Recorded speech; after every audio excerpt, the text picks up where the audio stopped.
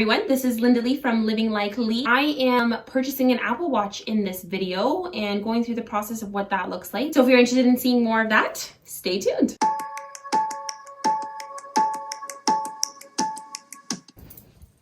Hi, my name's Linda Lee and I broke my Apple Watch yesterday. Quick backstory, I'm a nurse. I'm currently working in one of the COVID assessment centers here in Canada. I don't know how this happened, but I lifted my hand to go push my forearm onto the paper towel dispenser and my watch somehow just flew off. This little clasp just went pop and went flying and we smashed and hit the ground. This watch has been with me through quite a lot. I have flimsy hands and I'm very clumsy and I'm always bumping into things and walking into walls and glass doors, and it's never broken until yesterday. It's shattered. The watch still works. It's still charging. RIP. It still charges though. You just look terribly ugly. I can still somewhat use it. So yesterday, taped up my watch with some scotch tape quickly, slapped it back on, PPE on, headed back to the floor to finish the rest of my shift, and that's what it was. So everyone was laughing at me at work because I was determined to make sure I got my steps in. I think I reached something like 17,000 steps yesterday just from work alone. Huge part of the reason why I bought the Apple Watch to begin with from a nursing perspective was purely for convenience. Walking around on the floor with your scrubs, got 1,000,001 pockets, you're pulling things out of your pockets, you might get the occasional text message, you might need to check the time, might need to set a timer for an IV. Sometimes there's not a clock in the room where I actually need to check someone's respirations and I want to go the full 60 seconds and I need to check the second hand. That was a huge thing, and I would pull out my phone, I would get the timer, I need an analog clock. And yes, you could use your basic average watch. That's fine. There's nothing wrong with that. I was using a normal watch. But what I liked about this is that I didn't have to pull my phone out to answer a text message, especially if it wasn't an urgent text. I could look at the time. If I needed to check someone's respirations when I'm doing my head to toe assessment, you can swipe over to a different screen and I would use the analog clock. Like, there's so many different functions that I could use with the Apple Watch from a nursing perspective. From a personal perspective, counting my steps, the heart rate, just different things that you can monitor. And yes, you could do this with a Fitbit. You could do this with your, I don't know, whatever other things they are. Long story short, that was a long story, I will be repurchasing another Apple Watch. I've watched the Series 4, 5 come out after the Series 3, and I didn't choose to upgrade because there's nothing wrong with this watch. And the thing with Apple too is that although I love their products a lot, they work seamlessly together, I love the ecosystem that we've got going on here, it's expensive. And I don't like to spend money.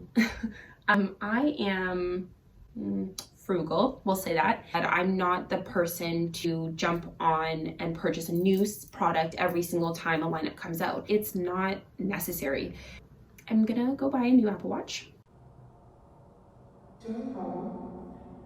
Anyways, I'm gonna go buy the Apple Watch because I feel like I can't, you know, once you've had a taste of a good thing, you don't want to go back. So like, I don't want to not have this watch, and walking around with a bunch of glass shards sticking out everywhere it's not ideal. But anyways, as I'm watching this Apple event unfold, I'm watching the Series 6 specs come out, I'm watching ads that they have playing on the screen. So the newest thing for this Apple Watch Series 6 is the blood oxygen level, okay?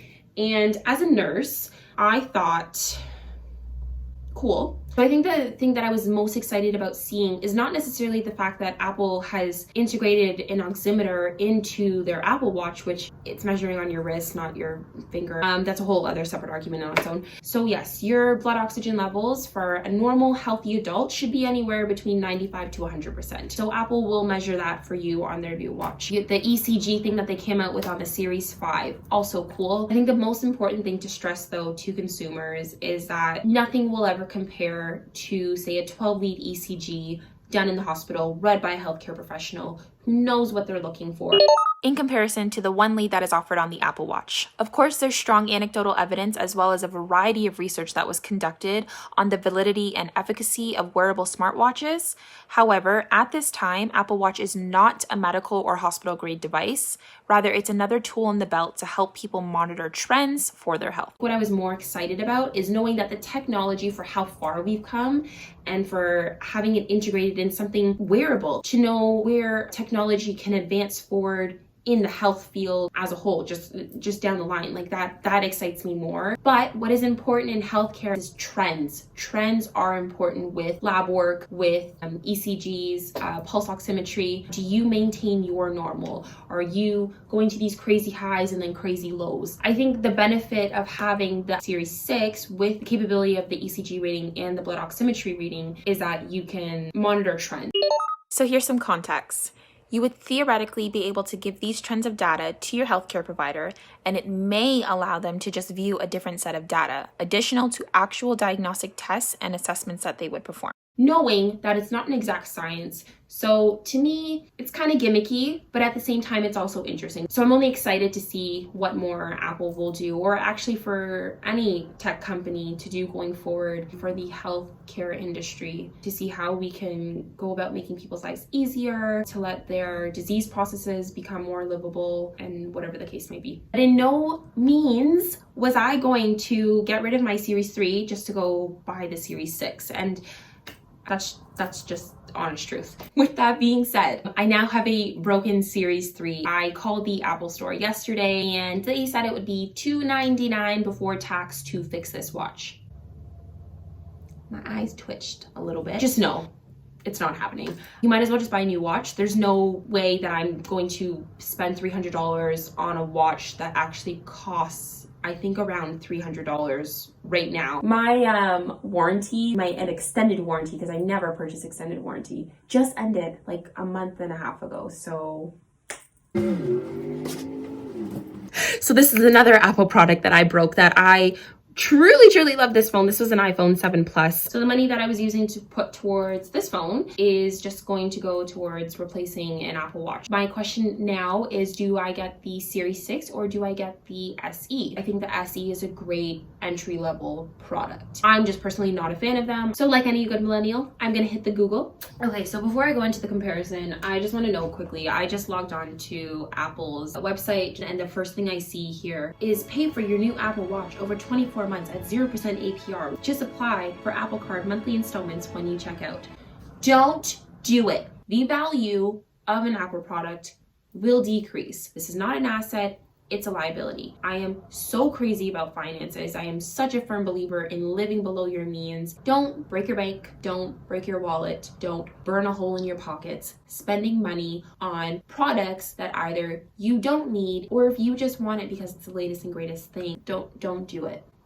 Okay? And yes, I know for myself, this is purely a convenience thing. I could, of course, go back to using a regular watch. I could, of course, go back to doing everything on my phone. The main thing I'm just stressing here is don't break your bank for a product if you don't have the money for it. And absolutely do not finance something you cannot afford. Save up for it and purchase it. But obviously, because I live in Canada, I am looking at the Canadian Apple website in Canadian dollars, so prices will vary slightly. I'm not looking to purchase the watch with cellular data. I feel like Apple does this thing where they release new products and then all of a sudden your current device just stops working, or they send out some weird voodoo in the world and poof, your products break. Anyways, I digress. So looking at the SE, the GPS model is $369, and then we jump to $529 for the Series 6. Obviously, the size difference is there. I would be upgrading from a 38mm to either a 40 or 44. The Series 6 has an always-on Retina display that is 30% larger than the Series 3. Cool. And the SE does not have the always-on Retina display, not a big deal. The blood oxygen app and the ECG app will not be included on the SE. Everything else is pretty much identical all the way through. The SE does not give you the option to purchase stainless steel or titanium. I wouldn't be purchasing the stainless steel or titanium anyways. The case bodies of the actual Series 6 and the SE is still the exact same. We have some different colors here. Blue is the new color added for this year, which is being rumored to be the color of the new iPhone 12 if it is released this year.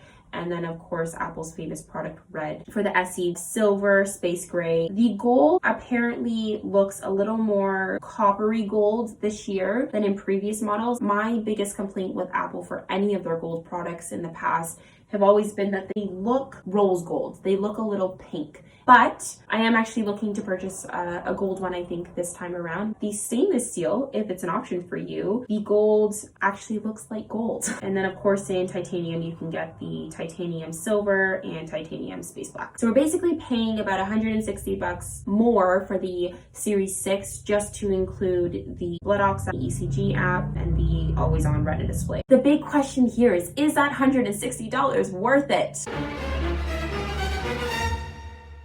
I'm gonna hate myself for this probably. The Series 6 obviously has the S6 processing chip. The SE has the same chip in it that is in the Series 5. New for the Series 6 is the ultra wideband chip. If you're not into tech, a processing chip is not gonna mean anything to you. The big thing to know is just it'll be faster. There's obviously more that goes with that, but the display is exactly the same. So let's go to the App Store.